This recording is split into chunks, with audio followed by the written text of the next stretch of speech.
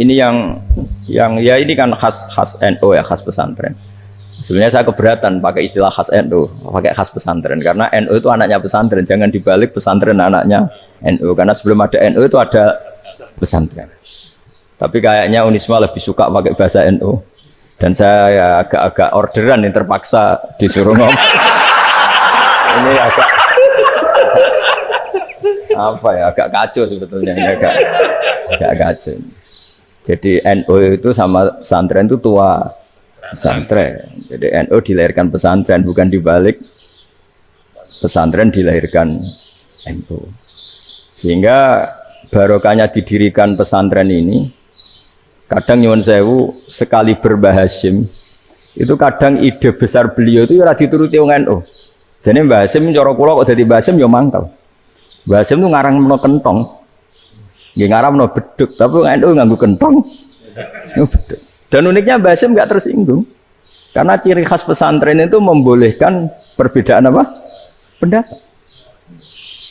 Itu masyhur khilafnya Mbah Hasyim sama Mbah Fakih Mas Kumambang itu sampai dikitabkan. Saling ngeritik, saling macam-macam lah. Jadi cara berpikir Mbah Hasyim ketika Nabi rembukan, ini gimana ya cara menentukan waktu sholat ya? Ya pakai kentong ya Rasulullah, zakalin nasoro itu untuk orang Nasrani. Ya pakai buk itu trompet, zakalil Yahud itu untuk orang Yahudi. Terus, ada yang usul lagi pakai api ya Rasulullah, zakalil Majusi itu orang Majusi. Setelah itu ada orang datang lari-lari cerita mimpi azan tadi. Ya itu terus dipakai sarana pemanggilan sholat ya azan itu. Sehingga Mbah Hasyim menolak kentong. Karena mantas sababi qaumin fahuwa minni. Beliau keras sekali sampai bilang haram. Beliau judulnya ya haram. Al-Jasus Antakhrimin Nakus. Setelah naskah itu sampai ke Mbah Fakih Mas Kumambang di Gresik situ, di daerah Dukun situ. Dulu nggak ada WA ya, jadi sampainya ya lama. Makanya saya sampai sekarang nggak punya WA karena ya saya ulama kan, kalau WA-an terus ya jadi ulama. Ya jadi ulama main WA-an terus itu. Nah itu termasuk rektor nggak kau bermikir itu mesti kebanyakan WA. Karena kan otaknya didikte oleh sesuatu yang masuk. Sesuatu yang dilihat itu kan pasti mendikte kita. Beda kalau yang nggak WA-an kan mikir apa kita yang menentukan. Kalau WA-an kan kita ditentukan. Mau mikir anaknya butuh apa gara-gara WA informasi Jakarta mikir Jakarta. Padahal secara kewajiban ngapain kamu orang Malang mikir Jakarta. Gara-gara WA mikir Jakarta belum selesai ada berita di Sulawesi, mikir Sulawesi. Habis itu mikir NTT. Makanya semua orang sekarang merasa tokoh nasional gara-gara informasi yang masuk itu nasional. Jadi Mas Yo RT itu mikir gimana Gus Indonesia. Ada RT sampai lupa kalau dia itu RT. Jadi semua orang sekarang merasa tokoh nasional. Nah, itu gara-gara apa coba? Akhirnya semua orang juga punya ide tentang nasional. Harusnya negara begini-gini. Jebule wonge sing duwe ikon itu sapa? RT. Ribet kan? Saya teruskan, setelah naskah itu sampai ke Kiai Fakih Mas Kumambang, beliau itu marah besar. Ini harus dilawan dan saya bukan karena benci Mbah Hasyim. Beliau teman saya ketika ngaji Kiai Mahfud di Mekah. Jadi Mbah Fakih dan Kiai Hasyim itu teman ketika ngaji di Mekah. Terus cara ngelawan tuh lucu. Lucu. Gak ilmiah tapi gak ilmiah wong alim tetap ilmiah. Di mana-mana serupa itu tidak sama. Ya kalau mungkin zaman Nabi di Madinah itu zaman itu kentong itu identik dengan milik Nasrani. Di Indonesia beda. Pos kampling ya kentong, kebakaran ya kentong, wae sarapan orang di LP ya pakai kentong.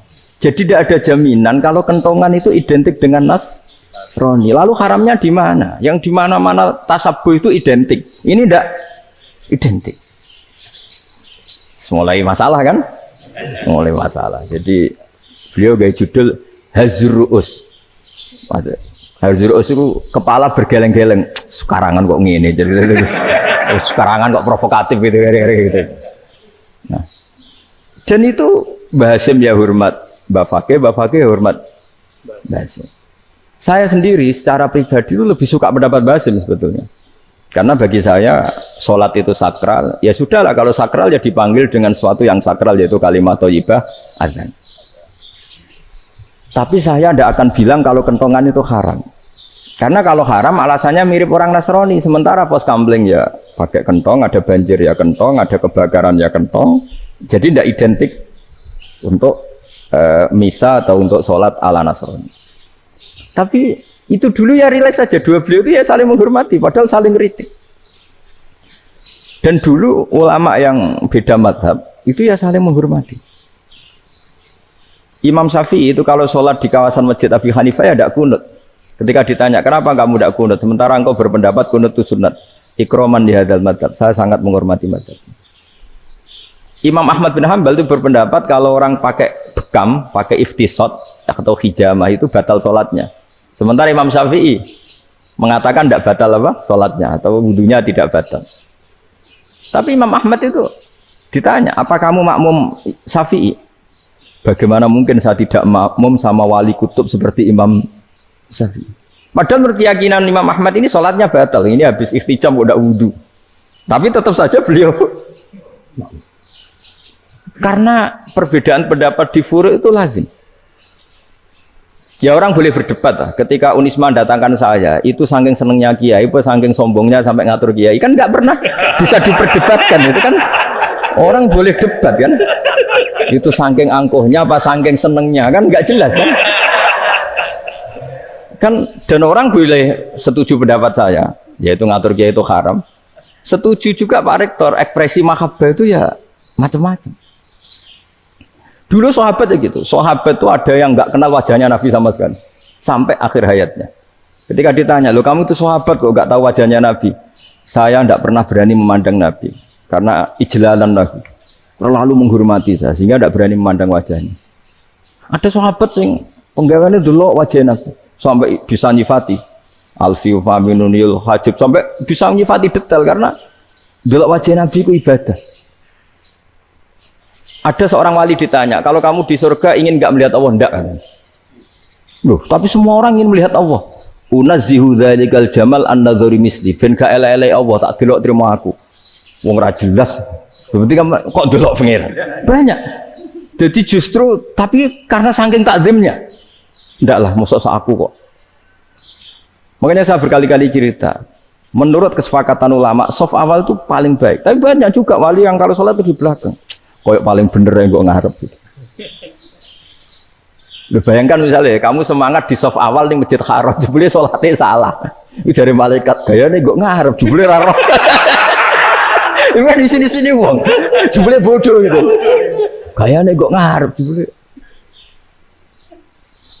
Coba orang kalau sowan Mbah Mun, yang berani di depan itu kan ya ketuanya atau jubirnya kan, yang merasa tidak pati pinter-pinter kan mesti di pojokan. Artinya sudut pandang seperti itu ya sah saja, apa? Sah saja. Makanya banyak sahabat yang jarang sowan Nabi, alasannya takut ganggu Nabi. Banyak yang sering sowan Nabi, alasannya seneng Nabi. Yang sowan ya seneng Nabi, yang nggak sowan alasannya seneng.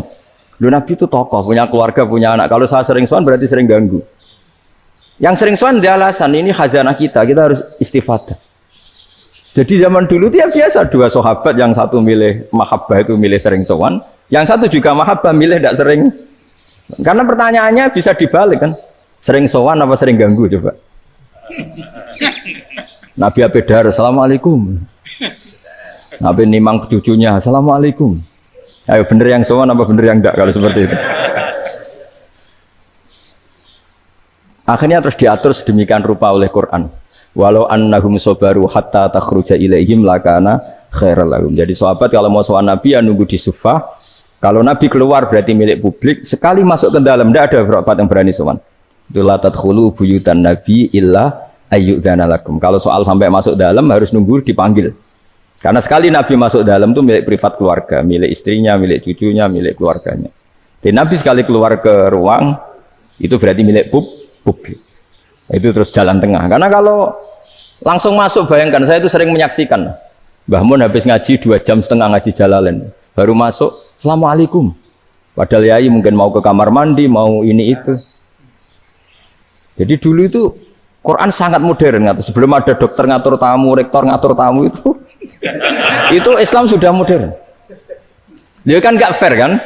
Misalnya saya ke Unisma harus janjian pakai ini, terus Kalau misalnya ke sini selonang-selonong kan lucu kan, mentang-mentang kiai terus juga sowan-sowanan selonang-selonong. Padahal kalau kita mau ke mereka pakai protokol. Sering tidak fair dunia ini. Tapi karena aku kiai ora oleh gelo ya sudah. Akhirnya saya memutuskan gak gampang kemana-mana karena itu. Saya sering didatangi ajudannya menteri, Gus mau ada tamu dari Jakarta tanggal ini. Mesti saya bilang, mereka milih tanggal yang mereka kosong. Kok tidak mikir apa situ kosong? Tak jawab enggak lah, sebelum diatur bahasanya dan tawaduknya gitu. Akhirnya dibalik, datang lagi, Gus jam jenengan kosong apa kita menyesuaikan. Lah itu lagi dia akhlak kata saya. Itu baru punya akhlak katanya. Bukan masalah gengsi ya. Saya sendiri itu dolan ke alumni itu jarang, karena ya takut. Kiai kan yo nganggur, jam 09.00 nganggur, jam 10 nganggur. Bisa saja alumni itu kerja di pabrik, bisa saja yang latihan ekonomi di pasar. Jika kalau saya datang jam 9, iki kiai sing nilai santri ini, apa kiai sing ganggu santri? Nah karena orang ini melakukan rutin, gak kok berpikir, pokoknya ini jenis silaturahim. Mau nyerah kok berpikir, padahal kalau diangan-angan, ini kiai yang nilai santri ini, apa kiai yang ganggu santri ini karena datang di jam kerja. Nah, bayangkan kalau kebenaran dulu itu dikawal oleh satu peradaban perang. Jadi Nabi sesuai diangen-angen Nabi. Perang Badar menang Nabi, perang Uhud menang wong kafir, perang ini gonta-ganti. Apapun itu yang penting satu kesimpulannya, cara Rasulullah kesimpulannya satu. Orang tidak kober mikir kebenaran secara mengendapkan pikiran dengan pikiran jernih. Maka hebatnya Nabi ketika perjanjian, pokoknya saya minta nggak ada perang. Dan orang yang boleh mendiskusikan Islam. Itu luar biasa idenya Nabi. Karena bawaan perang itu orang kan nggak kok bermikir. Ibarat seorang misalnya senang satu perempuan, ketemu rivalnya langsung perang kan nggak mikir. Tapi kalau kau bermikir, dia ngenangen cawe itu rasa seneng aku. Untungnya apa untuk uang ayu rasa seneng, malah mau loro hati. Terus sudahlah buruan dialihkan kemana kan gitu. Itu nak mau amen WA nan tukaran lewat SMS atau tarung langsung ora kau bermikir. Tapi kalau kau bermikir, akhirnya berpikir nih. Perempuan tadi sebenarnya yang disenangi siapa? Oke, ternyata senang Pak Erik. Sudah kita ngalah. Karena tidak ada nikmatnya kan menikahi perempuan yang sama sekali tidak mencintai kita. Tapi kalau nak kau berpikir pokoknya diprovokasi, wah kue kalah BA, kue kalah BB. Pikirannya kan, ojo sampai kalah. Barang wis menang ternyata ada mas lah. Nah bayangkan Islam itu seperti itu dulu, dipertarungkan. Doang Islam itu dinu aklin. Agama yang diterima dengan akal sehat, tapi sekarang ukurannya perang. Yang menang berarti benar, yang menang benar. Kan terus jadi repot. Itu Nabi tidak ingin, makanya Nabi ingin sudahlah, nggak ada perang. Nah, makanya kata Imam Zuhri, fathul Islam terbaik adalah orang boleh diskusi tentang Islam dan tidak ada perang. Lagi-lagi penting, tidak perang itu penting. Silmun itu penting, perdamaian itu. Setelah tidak ada perang, akhirnya fatafawadu fil hadis wal munazah. Orang boleh diskusi apa saja. Termasuk boleh adu polemik. Konsep satu Tuhan dan Tuhan banyak diperdebatkan. Akhirnya Nabi secara rileks bisa menjelaskan. Muhammad, urusan kita banyak. Kalau Tuhannya satu tidak cukup, Tuhan harus banyak untuk menyelesaikan berbagai urusan. Ada Tuhan bagi rektorat, bagi macam-macam kan. Ada Tuhan untuk ngurusi utang, ngurusi BPKB, macam-macam. Terus kata Rasulullah, enak saja Nabi jawabnya. Ya kalau kamu punya majikan banyak, perintahnya beda-beda, kamu mangkel enggak, bingung enggak? Ya susah mat, kalau majikannya banyak, perintahnya beda-beda, kita jadi repot. Seneng mana? Seneng majikan satu. Ya sudah, Tuhanmu itu majikan kamu. Kalau Tuhannya banyak, perintahnya macam-macam, kamu yang repot. Akhirnya ya sudah mat, Tuhannya satu aja. Ya itu ya barokahnya diskusi tadi, barokahnya enggak perang. Daraballahu masalah rajulan fihi syuraka'u mutasyakisuna wa rajulan salamal lirajul hal yastawiyani masalah. Terus alhamdulillah. Jadi orang yang paling kafir pun saat itu taslim. Nah ini kembali ke kalimat la ilaha illallah. Saya tidak perlu provokatif, pasti teori saya itu benar. Bukan saya bilang benar itu karena sombong, enggak. Ini sesuai teks. Misalnya begini, benar enggak kelompok takfiri yang suka ngafirkan orang lain? Itu pasti tidak benar. Logikanya gampang. Orang yang kafir 70 tahun saja dengan melafadzkan la ilaha illallah menjadi muslim. Masa dengan kalimat yang sama yang muslim menjadi kafir? Itu logikanya kan nggak ketemu. Orang kafir 70 tahun untuk menjadi muslim disuruh baca apa? La ilaha illallah. Tapi gara-gara baca la ilaha illallah nyekel patok jadi kafir. Pertanyaannya loh, ini kalimat apa? Kalimat untuk mengkafirkan apa kalimat untuk mengislamkan?